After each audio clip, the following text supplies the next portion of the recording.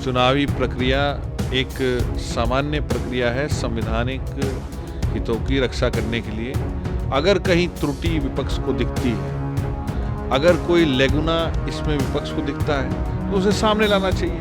Vote देने का अधिकार रखता है और उस अधिकार को सुनिश्चित करना ये सरकार का और चुनाव आयोग का, कहीं ना कहीं चुनाव आयोग उस चीज़ को सुनिश्चित करने का काम है। देखिए, विपक्ष और खासकर जिनका आपने नाम लिया एलओपी का, मुझे दिशाहीन लगता है। मानसून सत्र के तीसरे दिन भी संसद के अंदर जबरदस्त हंगामा देखने को मिला। विपक्षी पार्टियों की तरफ से एसआईआर को लेकर जोरदार प्रदर्शन किया गया और ये कहा गया कि सरकार इस पर चर्चा करने को तैयार नहीं है। हमारे साथ खास बातचीत करने के लिए जो कि सांसद हैं बिजनौर से चंदन चौहान जी। सर, जिस तरीके से एसआईआर पर विवाद जो है देखने को मिल रहा है और कांग्रेस और तमाम सहयोगी दल, अखिलेश यादव की बात करें और तमाम लोग, वो चर्चा चाहते हैं कि सरकार इस पर डिस्कशन करे, लेकिन सरकार ने अब इस पर चर्चा करने से मना कर दिया और इसके जरिए अब कहीं ना कहीं चुनाव आयोग इस पर जवाब देगा, ये सरकार ने कहा है। तो ये सच्चाई है कि चुनाव आयोग आज से नहीं, जब से भारतीय लोकतंत्र के अंदर चुनावी प्रक्रियाएं होती हैं, ये चुनाव आयोग का काम है कि कहाँ, किस प्रदेश में, किस क्षेत्र में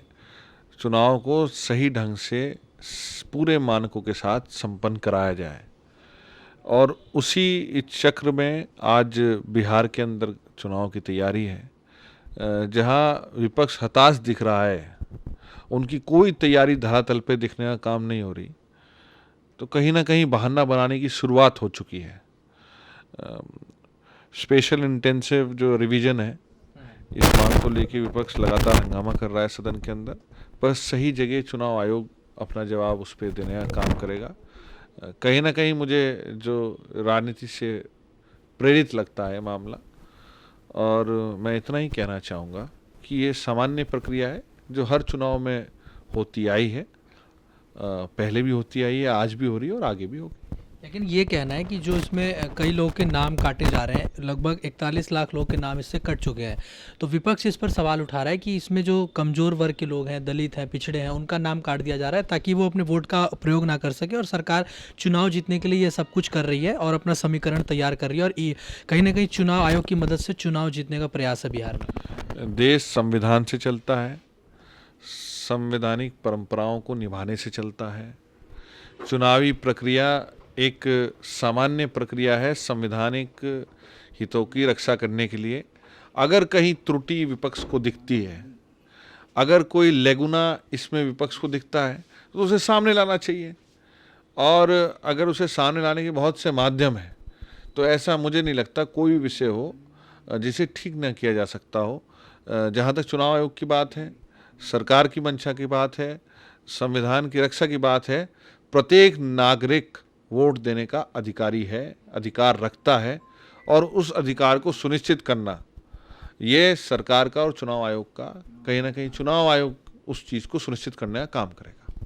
अगर बात करें, राहुल गांधी जिस तरीके से कह रहे हैं कि विदेश नीति पर सरकार चुप है, ऑपरेशन सिंदूर पर चर्चा नहीं कर रही है, और जब चर्चा की बारी आई तो प्रधानमंत्री जी विदेश चले गए, मतलब ये लोग सवालों से बचते हैं और जब सवाल की बारी आती है तो देश छोड़ के चले जाते हैं। देखिए, विपक्ष और खासकर जिनका आपने नाम लिया एलओपी का, मुझे दिशाहीन लगते हैं।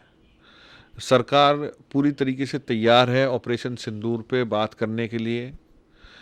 3 दिन से हम भी सदन में खाली बैठे हैं, देश भी देख रहा है।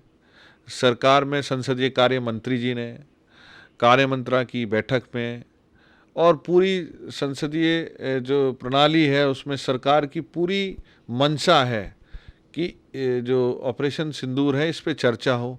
घंटों का एलोकेशन भी राज्यसभा और लोकसभा के अंतर्गत हो चुका, पर विपक्ष इतना दिशाहीन है और जनता इसे देखने का काम कर रही है कि वो चर्चा करने को तैयार नहीं है। पता नहीं किस चीज़ का इंतजार कर रहे हैं, कब उनका हल्ला उतारना ये कम होगा। मेरे ख्याल से देश की गाड़ी कमाई लोगों की, उसको पैसे को उन्हें वेस्ट नहीं करना चाहिए, और हम सबको सकारात्मक रूप से बैठ के चर्चा करनी चाहिए हर विषय में, देश हित में जिसका लाभ होगा। जी सर, यूपी से आप आते हैं, यूपी के सांसद हैं, तो ऐसे में सवाल ये है कि यूपी के अंदर जैसे अभी कांवड़ यात्रा निकल रही है, इस पर भी कहीं ना कहीं सवाल खड़े होते हैं विपक्ष की तरफ से कि कांवड़ यात्रा के नाम पर अराजक तत्व जो जिस तरह से सीआरपीएफ के जवान को मार दिया, या इस तरह की और भी जगहों पे देखा गया कि जहाँ पे इस तरह की घटनाएं हुई।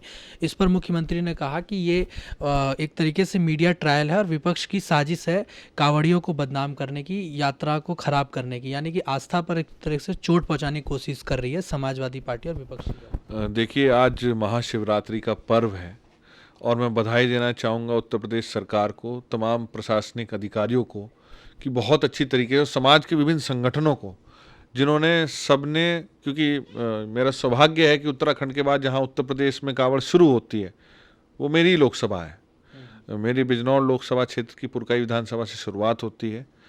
तमाम हिंदू, मुस्लिम, सिख, ईसाई सब मिलके भोले के भक्तों का वहाँ स्वागत करते हैं और फूल बरसा के सभी कांवड़ियों को, उन्हें कोई दिक्कत ना हो उसको सुनिश्चित करने का काम करते हैं। तो आज शिवरात्रि के पर्व है, बहुत अच्छी तरीके से संपन्न हुई। इक्का दुक्का घटना नहीं कहते जहाँ कोई किसी उत्तेजना या फिर किसी की शरारती तत्व ने कोई घटना को अंजाम दिया हो, वरना पूर्णतः सरकार की जिम्मेदारी से और प्रशासन की सजगता से कांवड़ यात्रा संपन्न हुई है और आगे भी भोले बाबा की हम सब पे कृपा बना रहे, यही कामना हम करते हैं। जी धन्यवाद। तो हमने बातचीत करी बिजनौर से आरएलडी के सांसद चंदन चौहान से। वीडियो जर्नलिस्ट मयंक के साथ में हिमांशु दुबे, डेली 24 भारत, दिल्ली।